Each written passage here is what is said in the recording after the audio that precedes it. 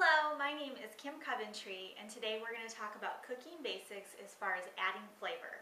If you haven't seen my other videos in this series, please check those out. You can check them out on my YouTube channel at FitKimTV, or you can go on my blog where I have the videos and other articles at fitkim.com.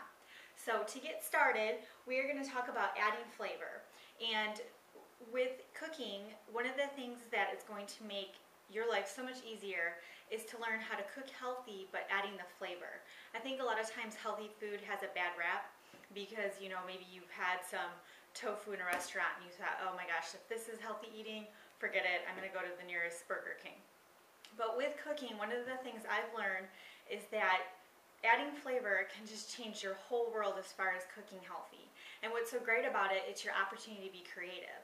So when you are finding a recipe that you want to try out and it has certain condiments added in there or spices, herbs, what's great about this is you can interchange them. So if you don't have one on hand, you can easily replace it with another one. So I'm just going to go over my favorites today, but feel free to be very creative when you're experimenting and you're trying these things when you're cooking. The very first thing I have here is organic whole grain mustard. Obviously, whole grain, organic, it's going to be your best bet, and it's surprisingly flavorful. So definitely try this out, and I will replace regular mustard and use this instead. So obviously you know what mustard can be used for, but it's a great way to add some flavor to a sandwich or a burger, and that way you don't have to be using mayo and cheese to be adding that flavor. You're going to be able to use a condiment like this. I have ketchup here. I prefer organic, real ketchup. This is a new Heinz version. It's simply Heinz.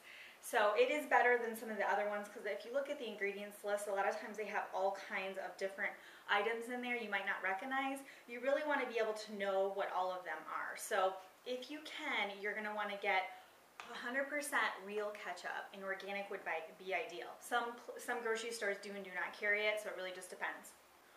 All right. Now the next thing I have to add flavor is going to be flax oil, and I'll usually put this on salads, and sometimes I'll even throw it in a smoothie just to get some added benefits. But flax oil is great because if I don't have any fresh avocados on hand or black olives for a salad, I can add some flax oil to get that healthy fat in there, but it's full of omega-3s as well. So we'll be talking a little bit more about the benefits of omega-3 over omega-6, and this is one of the ways to do that.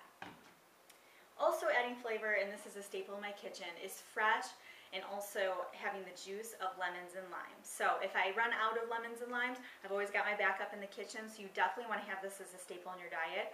But you can drizzle lemon juice and lime juice on just about anything. You can put it on your fish, your chicken. I always put it in salads, great for guacamole.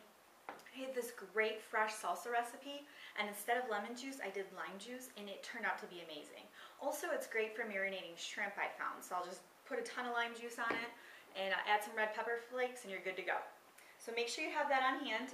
And everyone has this in their kitchen, but this is a staple. It's going to be pasta sauce. I try to get organic, healthy pasta sauce. I like the cheese ones, but I try to steer clear of those.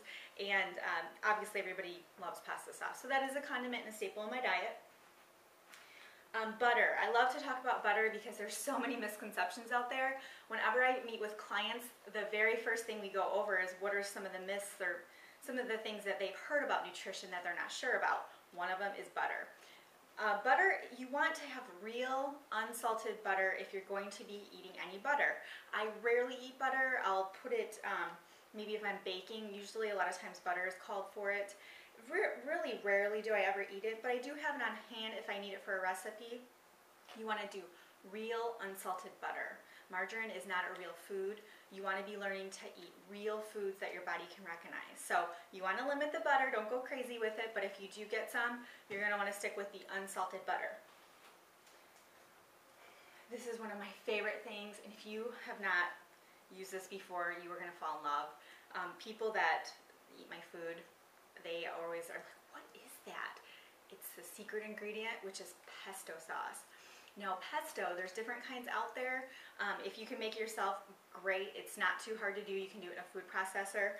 I like to just have it on hand. And this whole tub here will last me months and months and months. I don't even know the expiration date on it, but it would last forever. So you just need a little bit because it is high in fat. but pesto is so flavorful. You just need a little bit. You can put it on burgers, add it in there, sandwiches.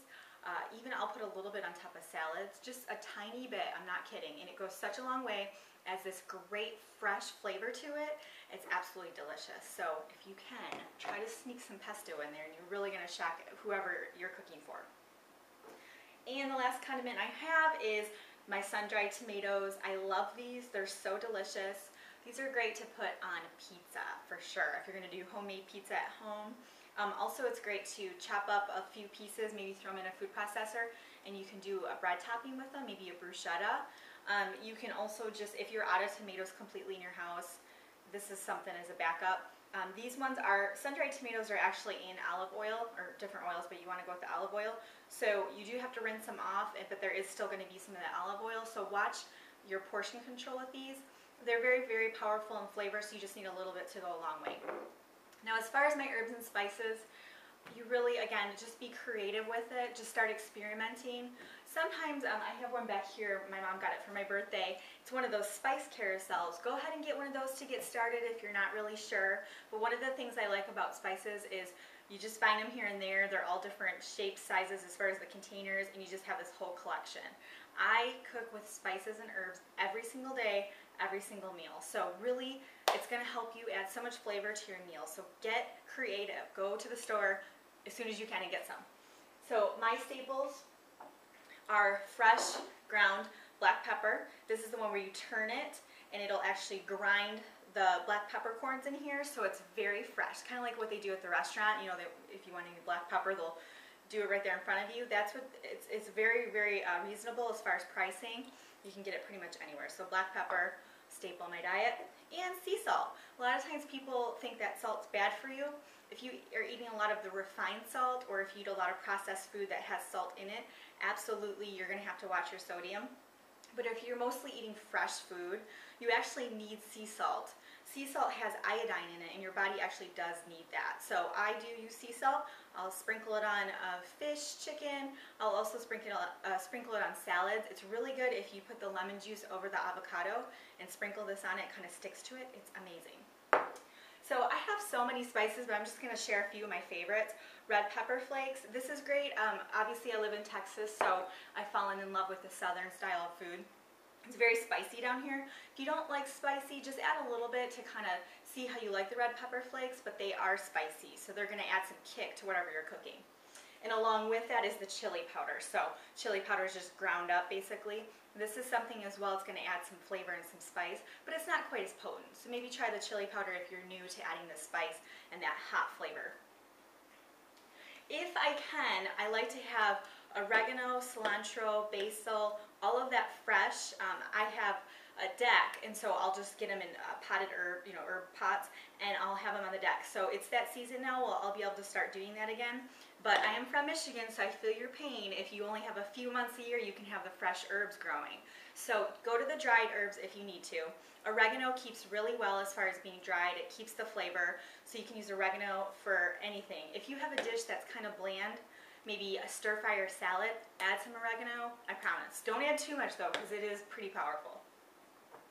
Basil is another one. I like basil fresh. I'll even buy it, a little container at the grocery store here and there. It is pricey, but it's just so good fresh. So my alternative to that is going to be the dried basil, but fresh is the way to go with that. A not too popular herb here is rosemary.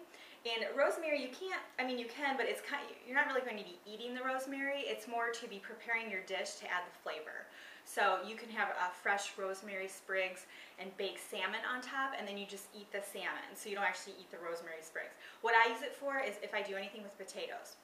If I'm doing the boiled potatoes and then baking them, or the French fried potatoes that I make, I'll actually sprinkle the rosemary on it, and it just kind of soaks up in the potatoes. It's so good. And then after, they just kind of fall off. So this is great for adding flavor while you're cooking. And then my last one, and this is more for the people with a sweet tooth, is cinnamon. What is great about cinnamon is if you're going to be eating old-fashioned oats, obviously plain, they're not very good. They're kind of bland. So what I'll do is I'll add either a little stevia, or I'll add cinnamon. Just put that on there, maybe half a banana mashed up in there. Oh, it is so good. So if you can, try to incorporate some cinnamon in your diet as well. Very good for you. So that is it for my condiments and my spices. So again, just make sure you're experimenting, be creative with it. The more you practice, the more you're going to fall in love with cooking. So I really want to help you with that. I would love to do some cooking videos, that way you can kind of see how to prepare some meals. We will be moving more into some fitness coming up here. I like to start with cooking because I find about 80% of, meeting your health goals is going to be coming from the nutrition. Fitness is more the icing on the cake. So I will spend most of the time covering nutrition. I think it's just the foundation of health. So again, please subscribe to my channel or make a comment if you like what you see. I love feedback. FitKim TV is my YouTube channel. Otherwise, check out my blog and also make a comment there. Tell me what you want to see and I will make sure to post it. That's fitkim.com. Thanks for listening and watching. I look forward to talking to you soon, and have an amazing day.